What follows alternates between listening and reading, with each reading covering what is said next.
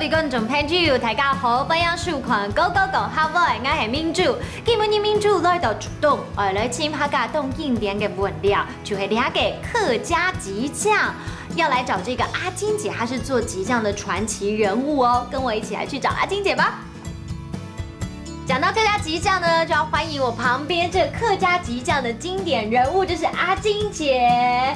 谢谢。是阿金姐的激酱啊，除了是好吃、很道地的味道之外，重点是阿金姐啊，她透过这个客家激酱呢，她也帮助了很多在地的农民，对不对？没错，这个一些农民种的酸橘呢，早期其实不是卖得很好。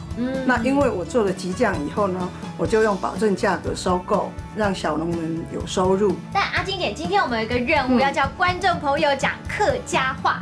好，刚才呢一直提到这个客家激酱，激酱的客家话呢就是激酱，激酱，没错。另外啊，你刚才提到说，其实这个激酱啊，它是用酸橘做的，酸橘这种水果，水果的客家话呢就是叫做果子，果子。而且其实阿金姐啊，她不是客家人，客家话可以讲那么好，很厉害。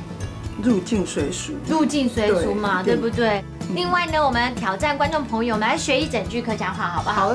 这句话就是叫做“激酱是很健康的蘸料，激酱系冻控甜感原料。激酱系冻控甜的原料。没错，激酱系冻控甜的原料哦。所以呢，它是我们客家的骄傲之外，也是我们台湾的骄傲。希望让全世界的朋友呢，都可以一起品尝客家激酱。对。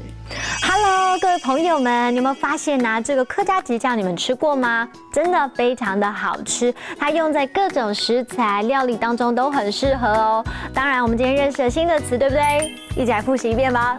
来看到第一个词就是激酱，激酱，激酱。第二个呢，来看到就是水果，果子，果子。第三个，我们来学一整句话哦。来看到这句话就是激酱是很健康的蘸料，激酱是冻控甜的原料，激酱是冻控甜的原料。你会发现，其实我们中文讲健康，客家话呢会颠倒过来讲，变成康健控甜哦。